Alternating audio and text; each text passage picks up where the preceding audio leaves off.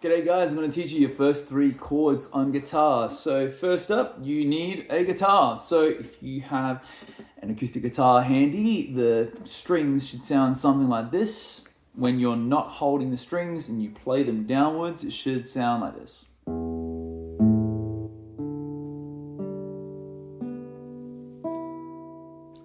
If they don't sound like that, it means that they need to be tuned. Now, hopefully you have a way of tuning that. There are websites you can tune from. You have a tuning stick thing that you can stick on the end, which is really cool. But generally you want someone who knows what they're doing to tune it. But the strings should be tuned to E, A, D, G, B, E. I'm not too fussed with that kind of stuff. As long as it's in tune, it should sound like that, and you're not holding it. We're going to learn our first 3 chords today. Now, our first 3 chords are A minor, G, and C. And if you've got a really good musical ear, you can kind of already figure out what song that's leading to. Maybe you can't, but I'm going to teach you how your hand should be placed on this first. So I like to keep my thumb on the back of the neck here. And you should be in a comfortable position. Your wrist shouldn't be bending like this. Your wrist should be mostly straight. Your A minor, your first finger needs to be on the 2nd string up from the bottom in the 1st fret. Now this is the 1st fret here. All these rectangles here are frets. Fret number 1, 2, 3, 4, 5, and so on. On the 1st fret, your first finger, the pointing one, needs to be on the 2nd string up from the bottom, okay? Your middle finger should be 3rd string down from the top. So 1, 2, 3. Finally, your ring finger, the one if you ever get married where you'd have a ring, is the string right under that finger there. If you are resting your fingers here, it should feel comfortable. You shouldn't have to put too much pressure there. But it should sound like this. Okay? If you play it slowly, it should sound kind of like a creepy tune or creepy tone. If you got that, it should sound like that. Something to note, if it doesn't sound quite right, if it's like buzzy, that means your fingers aren't close enough to the fret bars, these metal bars here, okay?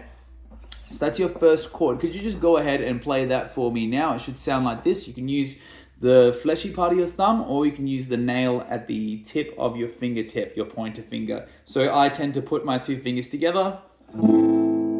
That is a strum with my fingernails or the fleshy part of my thumb.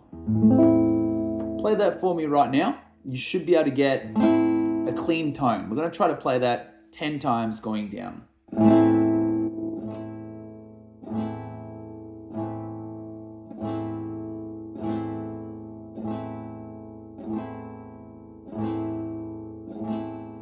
Sounds really creepy, doesn't it? It sounds like really sad. It's an A minor, so any chord that is a minor generally has a really sad kind of tone to it.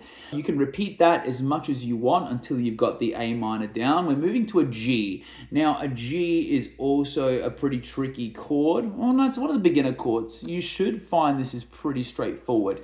You take your pointer finger and you move it to the 2nd string down from the top fret, that one there.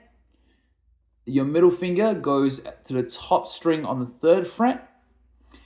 And the part that's a bit of a stretch for some people is your ring finger goes on the bottom string of the 3rd fret.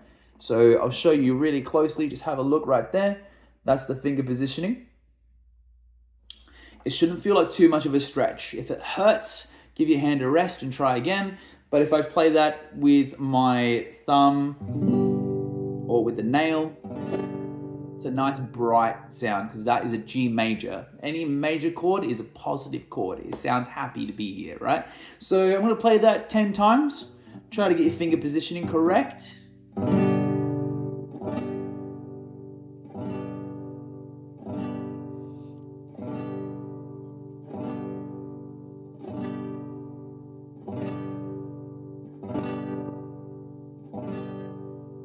Now again, if that doesn't sound right, you're maybe not pressing hard enough on your fingers, so I'm going to try playing it without pressing hard. You might notice those strings, they don't ring out well, or you get this weird kind of grating buzz sound. It's just not fun. So you need to press down a little bit.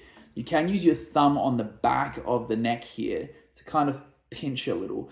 But your hand shouldn't really be hurting. Your fingertips should be the parts making contact with the strings, okay? So if we turn my hand onto the side here, you can see it's mainly the tips of my fingers that are pushing down on the strings, okay? Some beginners tend to push too hard. A little bit of pain in your fingertips is normal. So that was G. So now you've learned A minor and G. Now I want you to try alternating between the two. So when you do it, when you get good enough at it, you can alternate between them pretty fast, but at the moment you're just learning. So what I would like you to try to do is 5 strums of A minor, then 5 strums of G, or any way you want, either way. I'll start with the A minor. And then you need to find the fingers.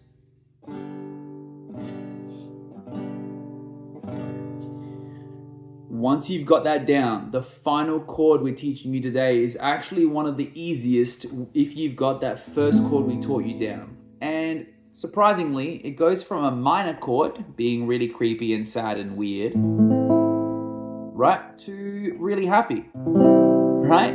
And it only involves moving one finger, which is great news. So you take your A minor shape that you started with, the first chord we learned. It's okay if this is a bit hard, like it's not really landing straight away.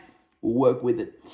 You take your ring finger, okay? That's the one that isn't the root finger and isn't the pointing finger.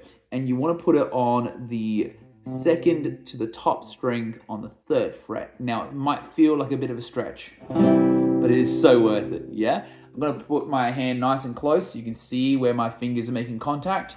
Just a reminder is that my fingertips are the things pressing down, okay? Yeah? It's good, okay? I would like you to play that 10 times with me. You can pause this video as you are putting your fingers down in the right place. Should be like this, using either fingernail or the padding on your thumb. If you like the softer sound or the sharper sound. 10 times with me now.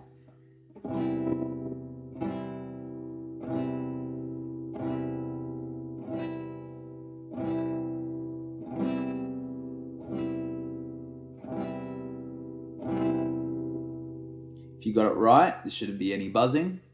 Your fingers need to be close to these little metal bars here. Those are your fret bars. If they're close, but not going past them, you should get a nice clean sound if your fingertips are pressing down. Okay, we're going to show you why you learned all these chords. These 3 chords form an entire song. It is Riptide by Vance Joy. So once you get quick enough at it, you should be able to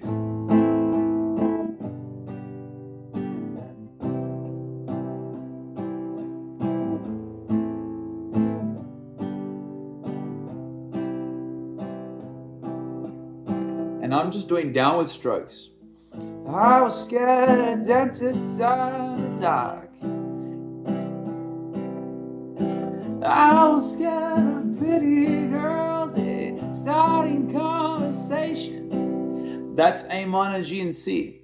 With enough practice, you can work on your strumming patterns, which they come later, but you can play it at proper speed. At the moment, that was a nice laid-back version of the song, but it's normally...